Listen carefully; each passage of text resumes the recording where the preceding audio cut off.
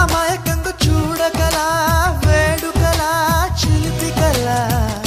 అయమయంగా వెయ్యకలా హాయివలా నీ మీదకొచ్చి ఊరితాడే వాలదుగా వాలు జడా దానంక చూసి ఎందుకట గుండెదడా